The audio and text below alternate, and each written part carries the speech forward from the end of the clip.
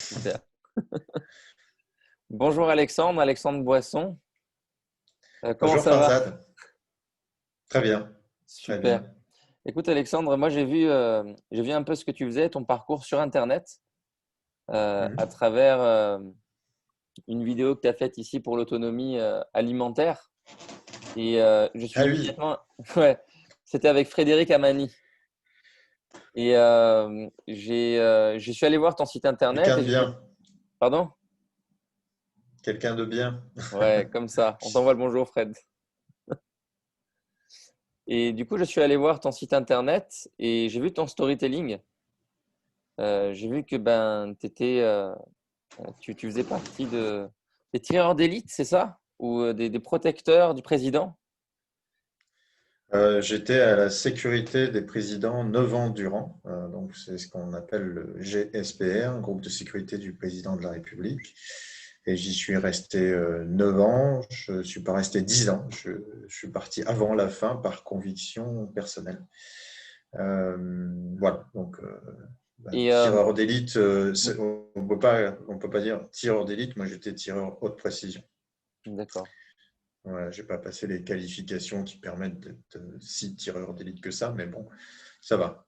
Je sais neutraliser au besoin. Et oui, j'ai vu ça et je me suis dit, mais comment est-ce que quelqu'un qui a cette position-là et qui doit avoir quand même un haut niveau de revenu aussi, va abandonner ça, non pas seulement pour quitter ce dans quoi il est, mais aussi et surtout pour aller dans une quête, dans quelque chose qui est beaucoup plus vaste et qui a un sens du service qui est universel. Qu'est-ce qui t'est passé par la tête? Est-ce que, si tu pouvais expliquer déjà ce que tu fais là aujourd'hui, tout ce qui est autour de l'autonomie alimentaire, tout ce qui est autour de la résilience pour les mairies, parce que le shift, le point de bascule m'a l'air assez impressionnant. Alors, excuse-moi, je vais contrarier Dis-moi du la contraire. chronologie. Il faut qu'on parte de la, entre guillemets, genèse pour comprendre à peu près ce qui m'a conduit à venir à SOS Mère et même Existence B. J'en parle donc un peu plus tard. La genèse, c'est que bon, j'ai un cœur social. Ça me parle pas quand je dis ça de parti socialiste ou de parti politique. Hein. Moi, j'aime l'humain. La protection, c'est quelque chose d'assez beau. La sécurité aussi. Le problème, c'est que le terme aujourd'hui est galvaudé. Mais depuis mon enfance, j'ai toujours eu soif de protéger. Alors qu'ils le souhaitaient, hein. Il y a des gens qui n'ont pas envie d'être protégés, et puis c'est tout. Mais moi, ceux qui considèrent que la protection, c'est quelque chose d'essentiel à la vie, voilà, c'est des gens à qui j'ai envie de m'offrir avec toute raison gardée. Hmm. Et donc ça, c'est vraiment le cœur de ma psyché.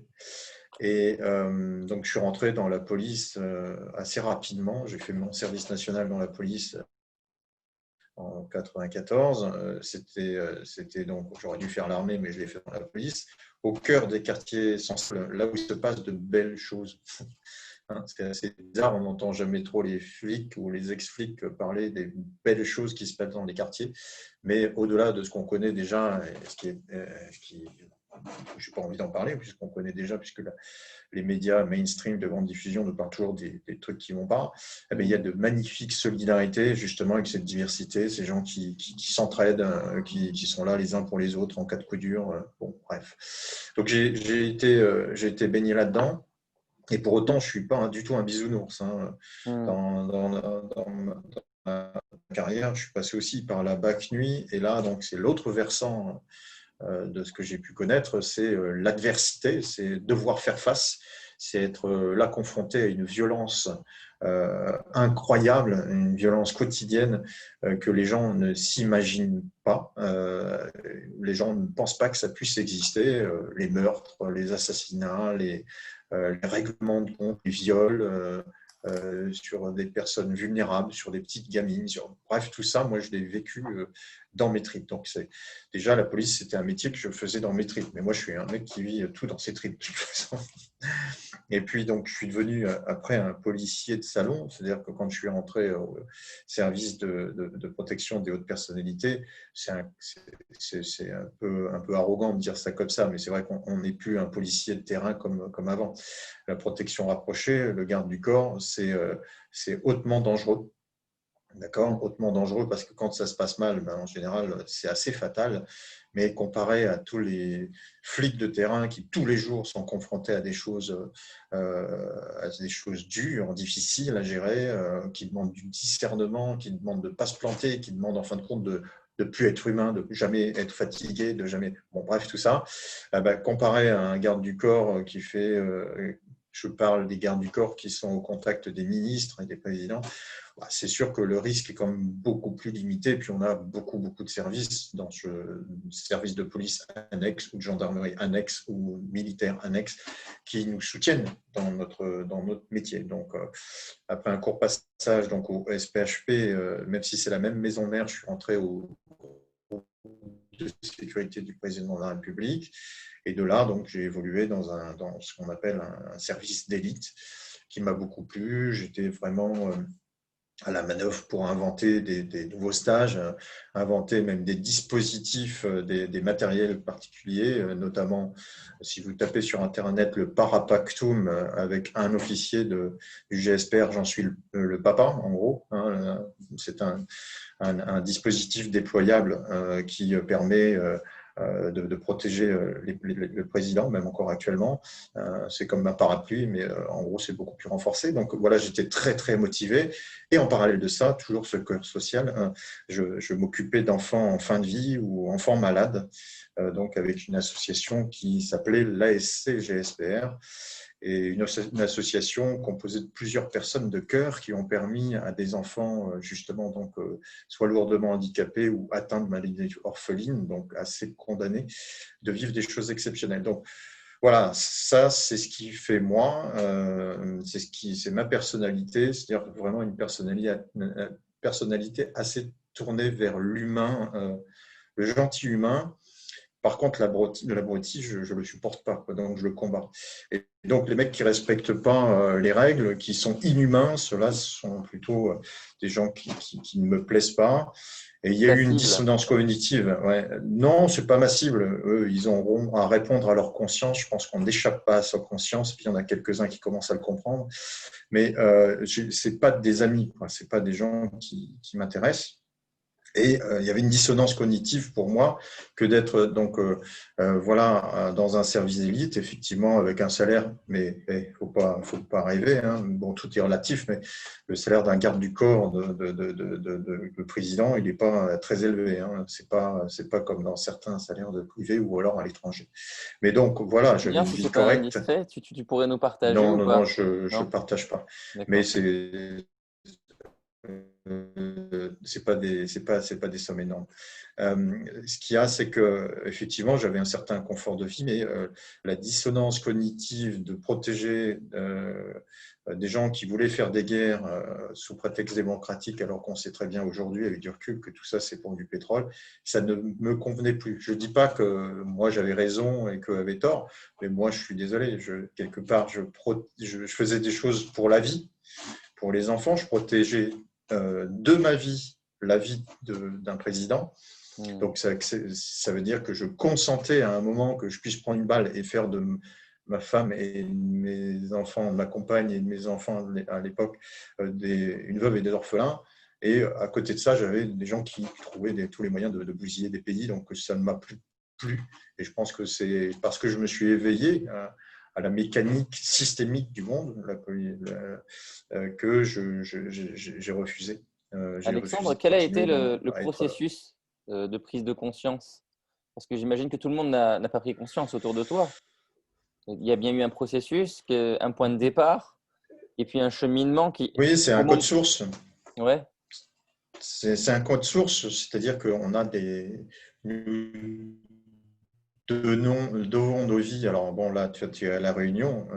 Moi, je suis en métropole en ce moment. J'ai une branche de ma famille créole et j'ai une autre branche de ma famille qui est bien picarde. Et mes grands-parents du côté maternel étaient des résistants de la Seconde Guerre mondiale. Donc des gens qui ont désobéi à l'ordre avec un grand O, qui croyaient en la morale, qui croyaient aux lois les lois morales, et qui ont mis tant qu'ils pouvaient une correction à tous ceux qui étaient des immoraux, on connaît, hein, le nazisme. Et donc ça, c'est une fibre, c'est quelque chose que je respecte énormément, et je suis ulcéré quand on obéit sans conscience, quoi. Donc la conscience, je viens de prononcer ce mot, c'est quelque chose qui compte fortement chez moi, et quand justement on se sent marcher à côté de sa vie, c'est-à-dire avoir un boulot pour avoir un petit salaire et puis avoir son petit confort, mais qu'en soi, on sent qu'on n'est pas quelqu'un de vraiment important, important, pas dans le sens égoïque du terme, hein, important parce qu'on ne sait pas à un moment dire non. Eh bien, quand on marche à côté de sa vie comme ça, je pense qu'on n'est pas vraiment réalisé. J'ai une amie qui s'appelle Inès, je ne vais pas dire son nom de famille, mais elle disait si tu n'as pas d'ennemis, c'est que tu ne fais pas quelque chose d'important. Quand on regarde la société telle qu'elle fonctionne aujourd'hui, bon, bah moi j'ai eu plein d'ennemis parce que tout le monde a pris un peu pour un fou de me casser comme ça de l'Élysée, d'essayer de dire non, c'est pas ça la vie, non, moi je prétends qu'on peut faire société autrement. Bah, on se retrouvera au carrefour des réalisations. Et du coup, quel a été le déclic qui t'a amené à partir finalement de... C'est particulièrement le déclenchement de la guerre en Libye. Comme je le disais, je faisais des choses pour des enfants en fin de vie, essayer de les porter encore en disant que l'humanité, c'est pas des gens qui s'en foutent. Il n'y a pas que des gens dans cette civilisation qui sont court-termistes et égoïstes. Hmm. Et à côté de ça, je voyais bien que la France était en train de tuer des gens Parce pour que des motifs qui sont discutables aujourd'hui. Donc, parce ça que ne me convenait pas. Je ne dis pas qu'il fallait, enfin, que c'est pas, dans les médias, c'est illogique, mais on bon, n'était pas bref. informé dans les médias que la France allait Ah tuer ben, des enfants là-bas. c'est-à-dire Comment toi tu l'as que, su? Comment t'as... c'est-à-dire que justement, les fake news, il va un de ces quatre en parler. Euh, les fake news des médias de grande diffusion, est-ce qu'aujourd'hui, les médias qui véhiculaient les théories du complot de Colin Powell qui a agité des fioles en Irak, est-ce que ces médias sont allés demander pardon aux Irakiens? Est-ce que les médias mainstream qui veulent se faire moralistes de toute personne qui cherche des conflits d'intérêts en les accusant de théoriciens du complot, est-ce que ces médias qui ont, eux, donc français, agité des théories du complot, comme quoi il y avait des avions qui tiraient sur les foules libyennes, sont allés s'excuser, demander pardon d'avoir véhiculé des médias mensonges qui ont permis ces guerres. Donc, autant vous dire que la morale de ces médias-là, j'en ai absolument rien à carrer. Mais donc, oui, il faut chercher la vérité, c'est ce qui protège la vérité. Elle n'est pas agréable, la vérité. Elle dérange souvent.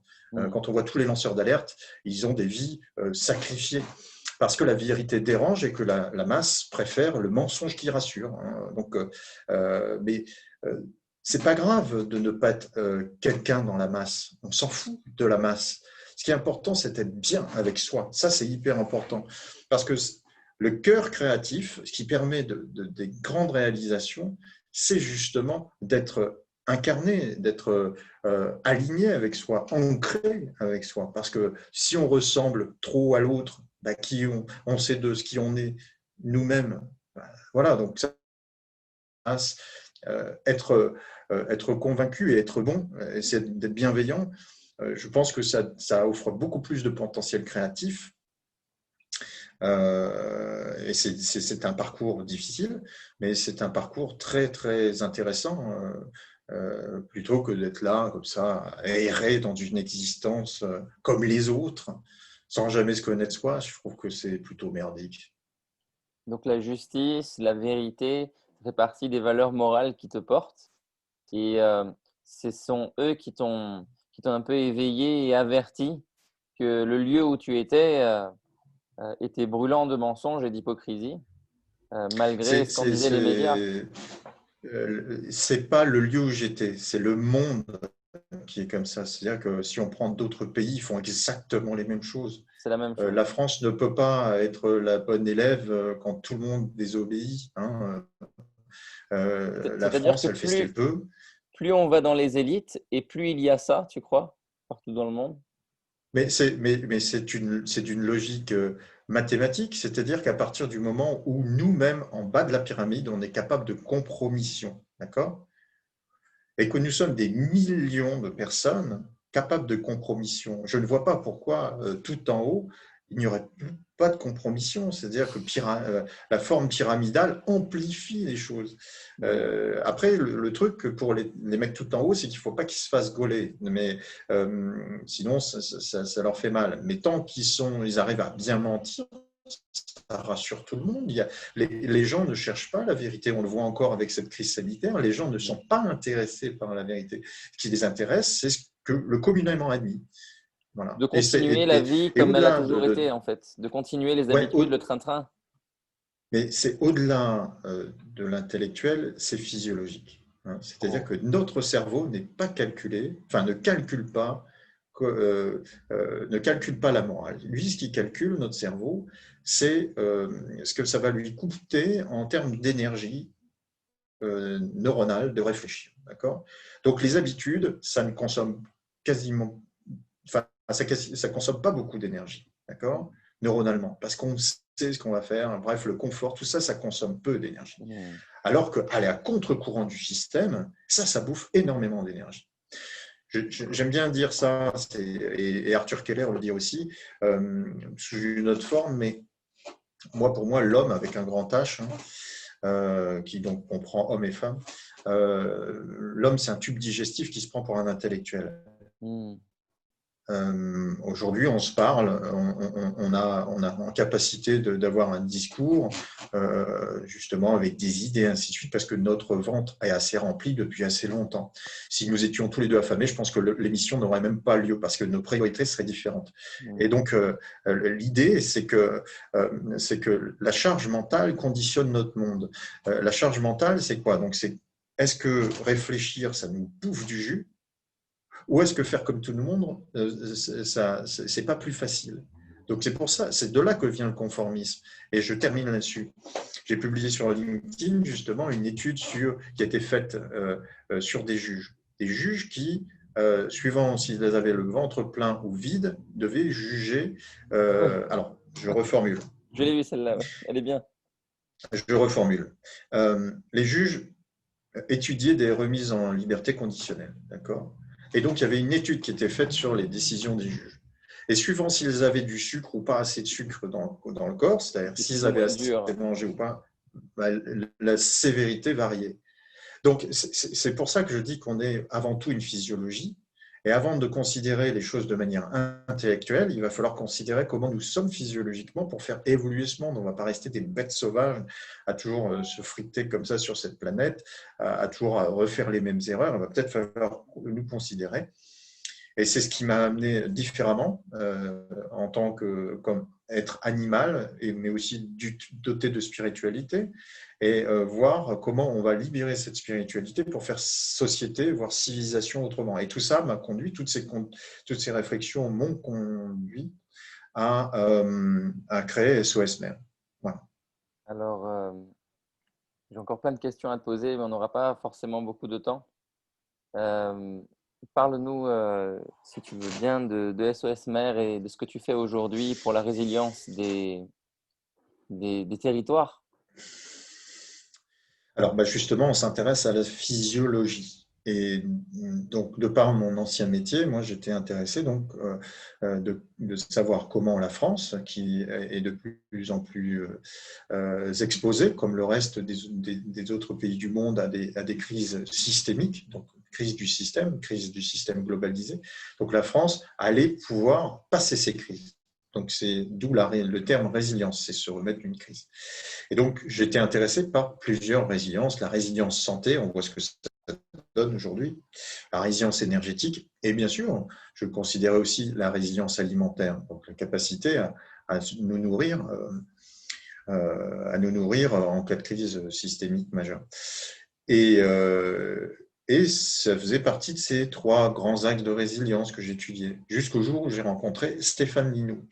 Et Stéphane Linou, c'est un élu de l'Aude qui, lui, a enquêté depuis 20 ans, enfin ça fait 20 ans qu'il enquête, hein, sur notre capacité à traverser une crise si les circuits mondialisés, donc les circuits alimentaires longs, c'est-à-dire les camions qui transportent des produits qui viennent de loin, si ça s'arrêtait, est-ce que nous étions, en Français, en capacité à nous nourrir? Et là, quand j'ai rencontré Stéphane Linou, il y a un monde qui s'est effondré en moi, parce que je ne pensais pas qu'on était autant, autant vulnérable. Donc, c'est là où j'ai mis sur une espèce j'ai fait une priorisation des résiliences. J'ai dit non, la résilience principale, c'est l'alimentaire. C'est la base de la pyramide de Maslow aussi. Je le répète, hein, si on commence à manquer de nourriture, on ne fonctionne plus de la même manière au niveau neuronal. On peut être atroce. Hein. Si tu me le permets, je vais être un peu atroce, mais là, tout à l'heure, je parlais des juges. Je peux parler des exemples de cannibalisme qu'il y a eu qui ont moins de 100 ans. Hein. C'est-à-dire qu'en Ukraine, Holodomor, quand le régime stalinien a voulu affamer les Ukrainiens pour que ces Ukrainiens se soumettent à l'ordre stalinien, il y a eu des cas de cannibalisme et des parents qui mangeaient leurs enfants. Pour dire à quel point quand on n'est plus alimenté au niveau du cerveau de manière normale, on devient fou. On a vu ça, donc ça c'était dans 32-33, vous tapez Holodomor sur Internet, vous allez comprendre. Il y a eu ça aussi en 58 avec la Chine, pareil, famine, cannibalisme. Il y a eu ça bien sûr dans les camps de concentration, et puis il y a eu des petits cas, là, l'air de rien, récemment avec la Libye, et notamment les pauvres personnes qui sont en transition et qui essaient de survivre. Bon. Dans tous Donc, les cas, voilà, il faut lorsque faire le niveau hyper de vie attention. diminue, le niveau de conscience ne peut pas rester au même niveau. Et la Voilà, c'est ça. spiritualité dont tu parlais n'est plus, n'est plus de mise, parce qu'on est tous en train de chercher de la nourriture. Le C'est-à-dire que corps est un vecteur pour l'esprit, mais c'est un… voilà, et tous les petits conflits qu'on a aujourd'hui prennent une dimension, une ampleur euh, démesurée. Et considérons aujourd'hui tous les petits conflits qu'on nous met à la télé, à la Tout radio, à les uns fait. contre les autres.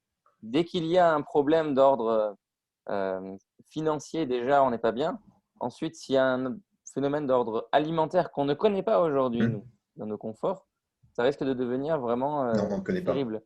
Et tous les maîtres spirituels en parlent. Ils en parlent dans le sens où ne pas laisser des gens dans la misère. Non, parce que sinon, tu ne passes pas les étapes supérieures de conscience. C'est C'est-à-dire que c'est comme impossible. le corps est comme une voiture. Hein. Le corps, c'est ce qui nous permet une évolution dans notre vie. Mais si la voiture est mal entretenue et manque d'énergie, elle s'arrête. Donc, ton chemin, quel qu'il soit, tu ne le fais pas. Si on considère l'homme et l'esprit dont la vie est permise par un corps, donc quand on est incarné, l'air de rien, il faut quand même considérer la mécanique de ce corps. Alors il y en a qui disent qu'on peut vivre une vie sans manger, très bien, mais moi je n'y crois pas au regard de ce que j'ai pu voir du comportement des foules. Moi, je ne prendrais pas le risque, je préfère assurer pour le coup. Bien sûr, il faut assurer. Et même quand les Hébreux sont partis d'Égypte pour fuir les pharaons, il est clair qu'ils allaient vers une terre promise où il y aurait à manger, où il y aurait à boire. Ah Quand oui, les prières chrétiennes que Jésus lui-même a conseillées, c'est donne-nous notre pain de ce jour. Et quand le pain de ce jour n'est pas donné, c'est qu'on a merdé, quoi. C'est qu'il y en a certains qui ont trop c'est ça. pris, qu'on s'est aliéné à quelqu'un d'autre pour nos moyens de subsistance. Quand le Bouddha dit qu'il faut la voie du milieu, qu'il ne faut pas s'affamer parce que c'est pas le fait de s'assécher et d'être trop dans la contraction du corps et de la privation qui va nous amener quelque chose, mais d'être dans le juste milieu. Lui aussi, il en parle. Et lorsque les maîtres hindous de l'Advaita Vedanta, du non-dualisme en parlent, ils disent souvent, et leur parcours de vie en témoigne, que certains sont même revenus dans leur famille avec femmes et enfants pour continuer la vie, en fait. Et c'est dans cette vie que cette spiritualité se déploie, qu'elle bourgeonne, qu'elle fleurit. Et c'est là que ça sent bon. Et nous, on aimerait que cette vie qu'on a entre nous, les uns les autres, on puisse vraiment s'aimer, on puisse vraiment se respecter, être solidaire, main dans la main, avancer comme un seul corps. Mais il est fort probable qu'on ait de grands défis à relever. Et toi, tu mets le doigt dessus lorsque tu partages sur les réseaux sociaux, sur ton site internet et à travers tout ce que tu fais. Donc, moi, j'avais une question à te poser là. Ce serait si tu avais un conseil à donner à tous ceux qui sont à certains postes plutôt élevés ou au niveau des élites euh, pour, pour assumer ce point de bascule sans avoir peur et, euh, et passer de l'autre côté à contre-courant, même si ce n'est pas facile. Qu'est-ce que tu leur dirais? Alors, quel point de bascule, que je sois précis? C'est-à-dire le point de bascule depuis le moment où ils sont peut-être euh, protecteurs du président de la République au moment où ils disent je vais démissionner. Et puis je vais me mettre à autre chose et à œuvrer dans un autre sens. Du point où ils ont des postes de responsabilité dans des institutions, au niveau de l'État. Et puis tout à coup, il y a un shift qui se produit dans leur esprit. Mais ils ont peur. Ils ont peur d'y aller. Parce qu'il y a des enjeux, parce que eh ben, il y a des compromis, comme tu disais. Qu'est-ce que tu leur dirais pour les motiver sans leur faire peur, peut-être en, en les invitant à ne pas avoir peur, justement? Qu'est-ce que tu leur dirais, toi? Le problème, c'est alors la question est difficile parce que la peur, c'est aussi, ou comme la malchance qu'on peut avoir, ce sont des entraîneurs. D'accord? Ça entraîne à se dépasser. Dans malchance, il y a une racine, c'est chance. Quand on a compris que mal était juste là pour bien comprendre quel était son potentiel en soi, bah, la malchance disparaît. On a l'impression que, oh, bah, tiens, il y a plein de coïncidences. On a mis le physicien Philippe Guillemot parle de synchronicité. Bon, bah, ça, c'est des choses qu'on découvre soi-même. La peur, c'est à ne plus avoir de salaire et ainsi de suite. C'est vrai que il n'y a rien qui permet aujourd'hui de lutter contre cette peur. C'est en fin de compte ce qui va vaincre la peur, c'est le courage. Courage, c'est pour moi, hein, attention, c'est la contraction de cœur à l'ouvrage. C'est quand on a en soi il y a même la notion de rage aussi, c'est-à-dire on se fixe un objectif et ce monde, surtout quand on est papa, on peut être garde du corps du président et être papa, hein, il y en a même beaucoup, se dire mais est-ce que ce monde je veux le léguer à mes enfants? Est-ce que ça je veux le léguer? Est-ce que je veux que ça continue à canarder comme ça aux quatre coins du monde et que ça refasse du terrorisme sur notre territoire? Est-ce que je veux un monde pourri comme ça? Est-ce que quand moi j'étais enfant, je voulais un tel monde? Et pourquoi moi je vais proroger une existence pareille? Et pourquoi je vais donner cet héritage? Et quand on a le cœur qui fixe comme ouvrage de ne plus léguer un tel héritage pourri, la peur disparaît. La peur infléchit un peu. La peur, c'est un peu comme une obscurité, et puis d'un seul coup, on a une sorte de lumière, c'est-à-dire le cœur à l'ouvrage, la rage d'y aller. Cette lumière fait reculer les ténèbres, toujours. Les ténèbres s'inclinent toujours devant les lumières, jamais l'inverse. Donc le truc, c'est il n'y a pas de solution miracle. On doit le sentir, on doit le sentir en nous que ça ne va pas. Et il faut faire le pas de combattre. On ne peut pas rentrer, hein, d'accord, dans ce genre de métier à se dire ouais, regardez, je suis un mec super courageux, vous comprenez, je fais partie des services d'élite.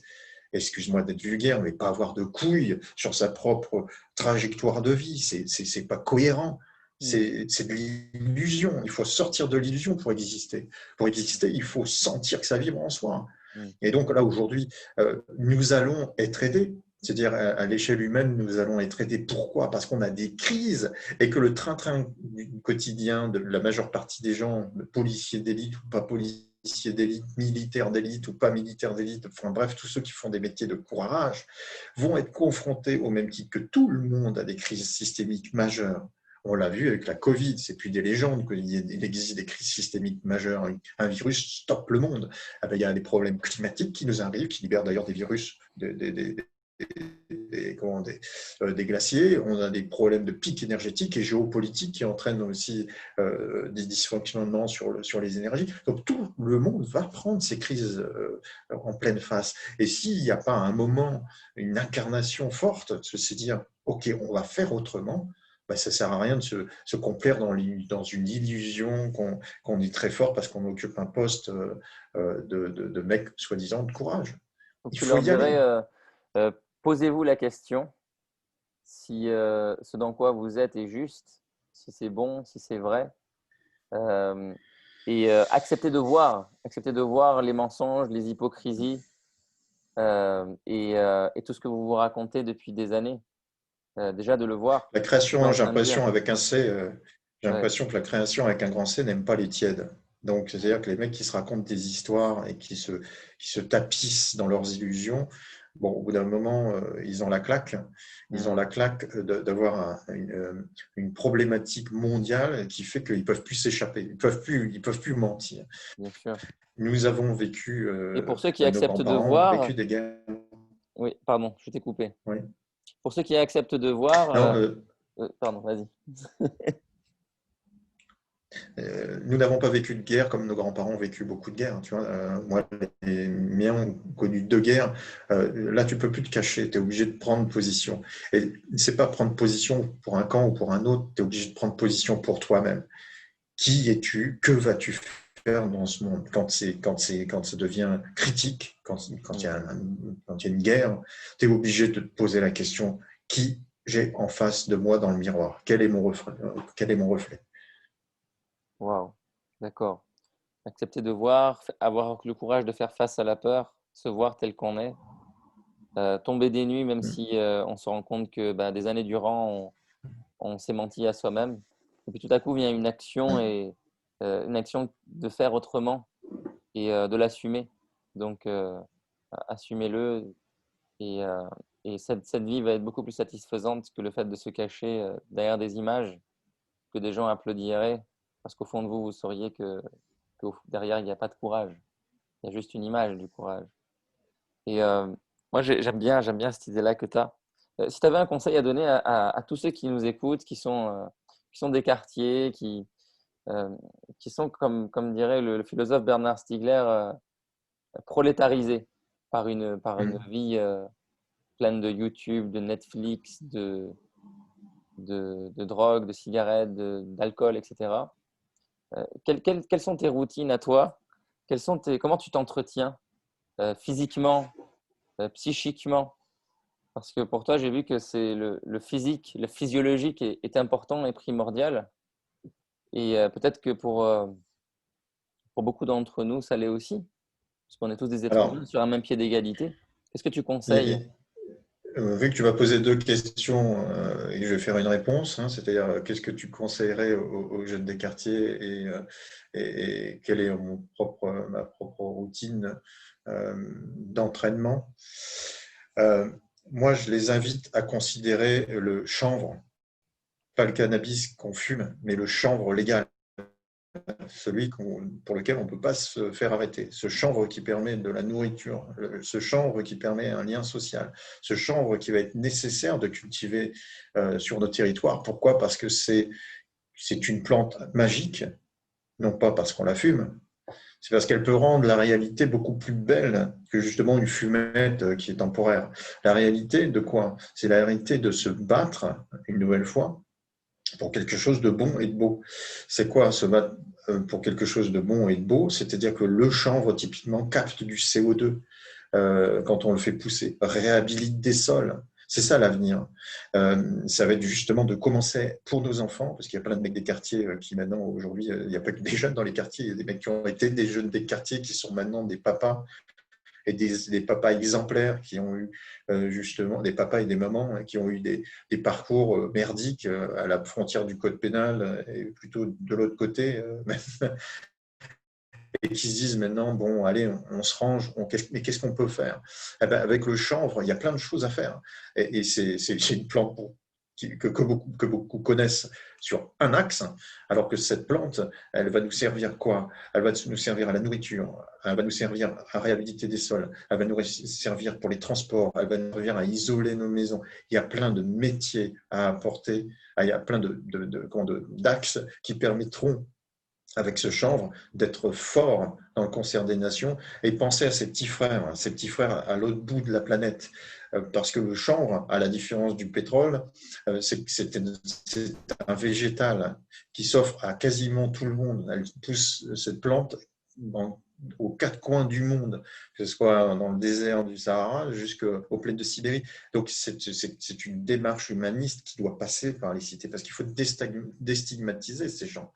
Et donc, ça, tu me posais la question de la routine, mais moi, je vis avec ça. Je vis psychiquement avec cet autre monde. Et cet autre monde, comment on peut faire autrement, il ne me serait jamais apparu si moi-même, je n'avais pas passé toutes ces galères, tout cet inconfort que je vis encore aujourd'hui, ce confort complètement explosé qui te met face à toi-même et qui t'oblige de fait humainement à aller chercher dans tes propres ressources. Le confort, on ne peut pas dire que c'est une prison, mais ça ne permet pas d'aller chercher en soi ces potentiels. Donc, il faut sortir de sa prison physiologique, celle du confort, ou alors cette caverne, si on fait référence à la caverne de Platon, et arrêter d'écouter ce que nous dit notre propre physiologie et aller à l'exploration de nous-mêmes et sortir, voir en réel ce qu'on peut faire,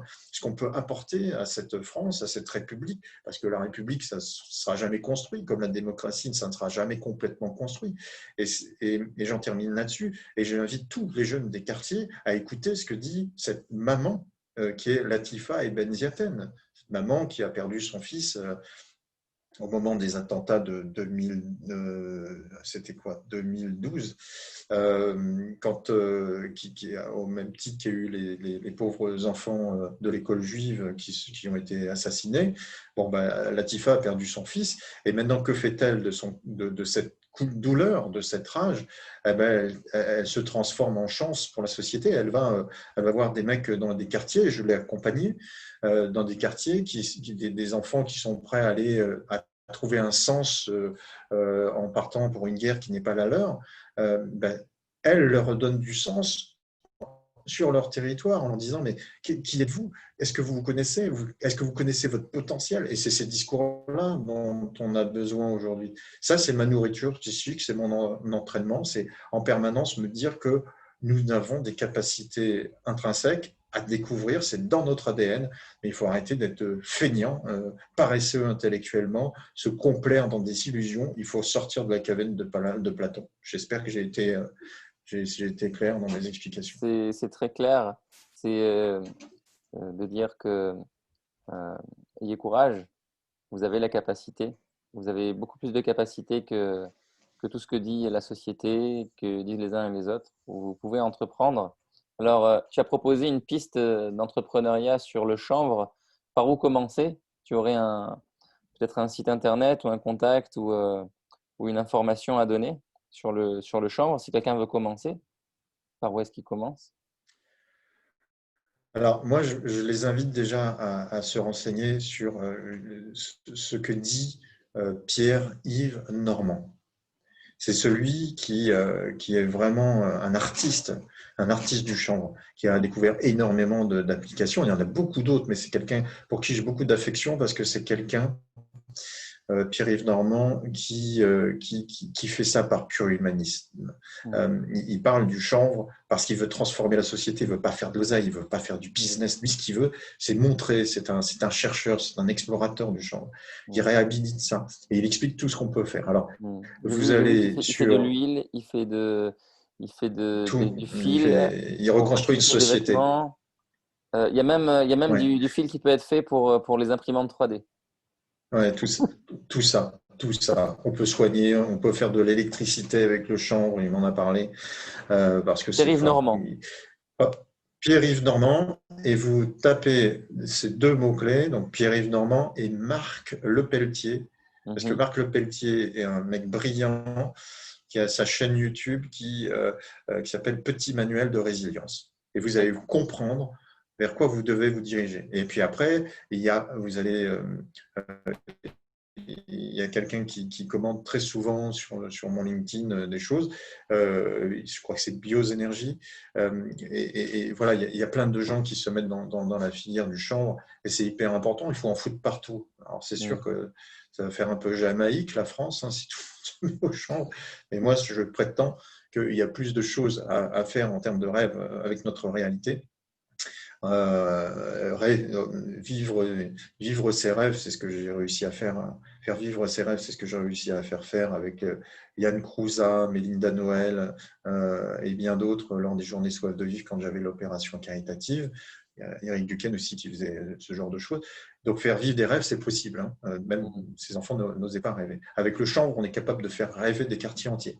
Dire, Mhm. mais donner de la puissance, de l'empowerment aux personnes. C'est de dire, mais je ne pensais pas qu'il était possible de faire ça. Ben si, et tu en étais capable. Parce que la peur, on n'a plus jamais peur une fois qu'on s'est découvert soi-même. Quand Mhm. on compte sur les autres pour ne pas avoir peur, ben on a toujours peur. Quand on finit par comprendre qu'au-delà de nos illusions, derrière le voile, il existe plein d'aides qui semblent un peu mystérieuses comme ça. Plein d'aides, plein de coïncidences qui arrivent. Et ça, il faut se transcender pour y arriver. Et se Mhm. transcender, c'est accepter qu'on n'est pas seul. Et on n'est pas seul quand on s'est découvert soi-même. Minotis Sauton, connais-toi toi-même. Mhm. Socrate. Waouh, ça c'est magnifique. Sous la vidéo, je mettrai les liens de tes sites internet et de tout ce que tu voudras partager avec le public. Et juste une dernière question avant qu'on se quitte, puisque l'heure sonne. Euh, Ce serait de dire ah oui, tu n'as pas dit tes routines à toi. Comment toi tu t'entretiens? Comment toi euh, par Bah, rapport écoute, à… je mange normalement, j'essaie de réduire un maximum la viande, par exemple, si c'est pour le côté alimentaire, c'est pas si évident, hein. Mais je fais cet effort parce que c'est extrêmement polluant, la viande. Hmm. Puis bon, enfin bref, et il y a plein de sujets. Après, j'ai beaucoup de nourriture psychique, hein, je viens de l'exposer. Et d'ailleurs, La culture, si tu veux qu'on parle des lecture. ouais, les dernières minutes, ouais, les lectures, c'est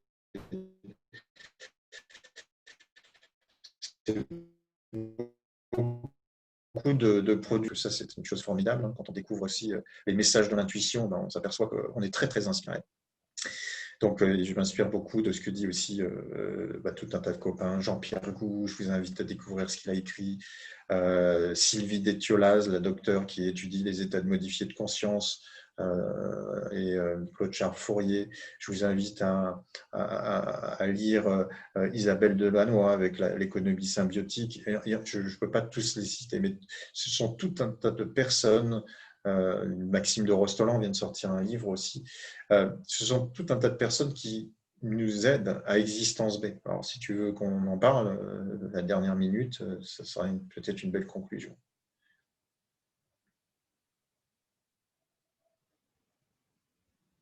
Je t'entends pas. Je dis oui, on peut en discuter, surtout que c'est en relation avec la dernière question que je voulais te poser. C'était justement s'il y avait besoin de développer certains discours, lesquels seraient les plus utiles, sur quel sujet et auprès de quel public. Et quelque part, en donnant tous ces exemples-là, ça m'a donné des idées, puisque comme tu sais, voilà, je suis consultant en art oratoire, j'aide les gens à écrire et dire leurs discours. Et ça me tient à cœur de le faire pour des causes justes qui peuvent servir les territoires où j'habite. Moi, j'habite l'île de Mhm. la Réunion, c'est la France aussi. Je ne suis pas français, je suis iranien, mais j'ai vraiment à cœur de servir Mhm. pour un monde plus juste et plus beau. Donc, je cherche les bons sujets pour travailler les discours dessus et envers quel public. À toi la parole. Alors, si vraiment je peux me permettre un conseil, je t'invite vraiment à lire les livres de Jean-Pierre Gou, Siècle bleu. Je pense que tout humaniste concret, hein, pas un mec qui fait juste, qui s'inscrit dans une assoce pour trafiquer à l'influence, mais vraiment un humanisme concret, un humaniste de cœur. Et je pense qu'il faut qu'il lise Jean-Pierre Gou, parce que Jean-Pierre Gou a donc, à travers un roman, Siècle bleu, explique ce que vivent les astronautes quand ils partent dans l'espace. Au ras du sol, on a notre vie. Quand on est dans l'espace, on a une autre vie. Et notamment, quand depuis le hublot, l'astronaute russe, français ou américain voit cette sphère bleue tourner au milieu de l'obscurité, donc la Terre, au début, il cherche, suivant sa nationalité, les frontières. Et il ne les découvre pas. Ce qu'il voit, c'est un joyau bleu, un être vivant bleu, et ça change son degré de conscience. C'est ce qu'on appelle l'overview effect. Et donc, il a écrit des livres formidables là-dessus. Et je pense que pour revenir à nos vies et sur Terre, nous qui cherchons toujours des frontières dans tout, c'est ultra intéressant de connaître ces ouvrages. Pourquoi? Parce que ça permet de nous faire monter en conscience. Alors, monter en conscience, ça veut dire justement se déconnecter de notre réalité physiologique. D'accord? Donc, il faut faut continuer à avoir la bonne machine, le bon véhicule organique pour pouvoir continuer à s'élever en conscience. Alors, on arrive justement à Existence B. Existence B, c'est le projet que je mène avec Marjolaine Godard, qui est une femme extraordinaire, qui est une facilitatrice graphique.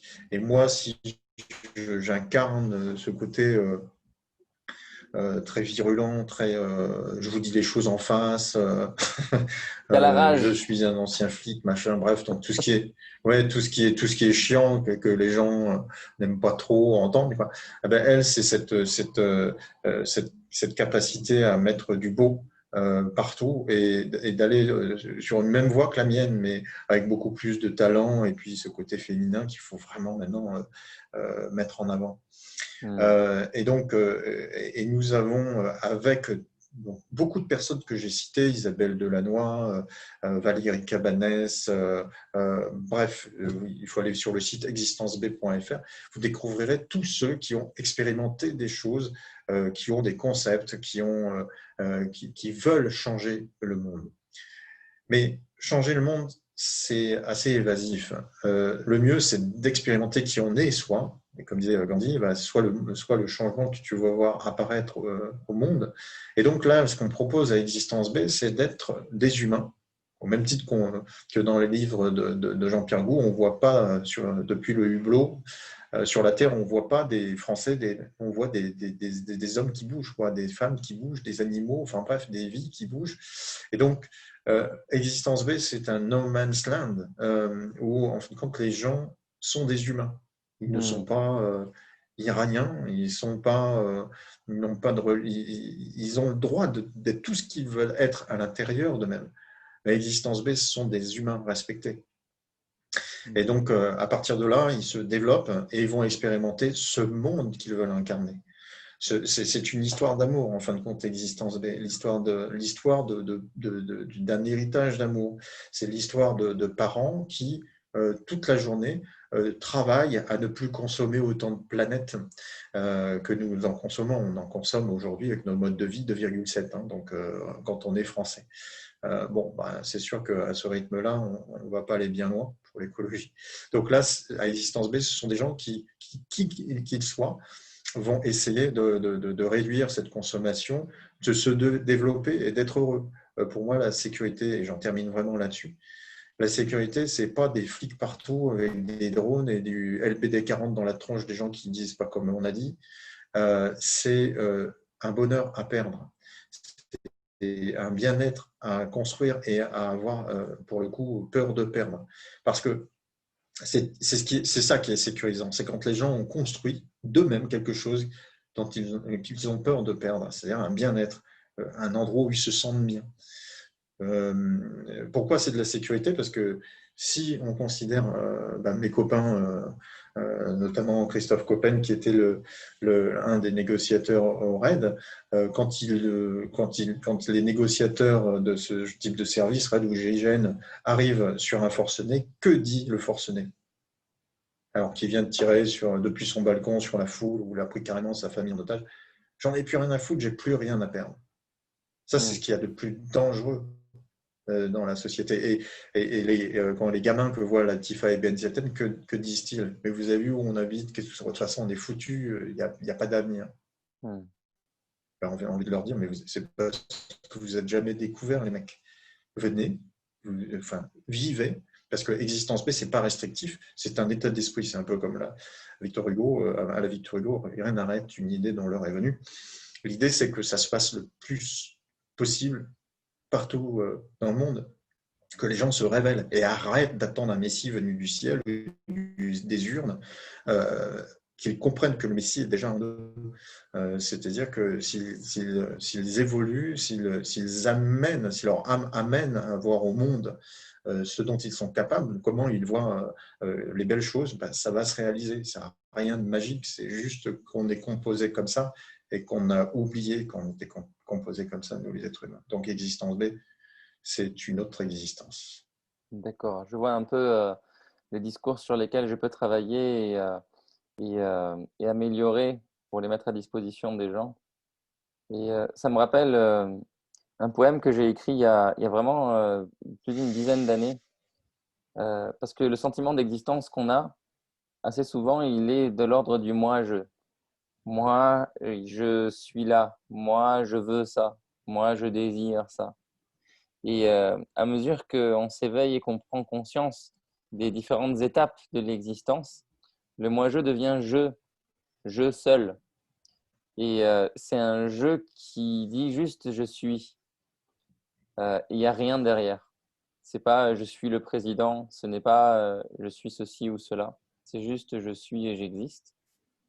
Et, euh, et le poème est le suivant, il dit depuis la cause jusqu'aux effets, je te donne ciel et terre.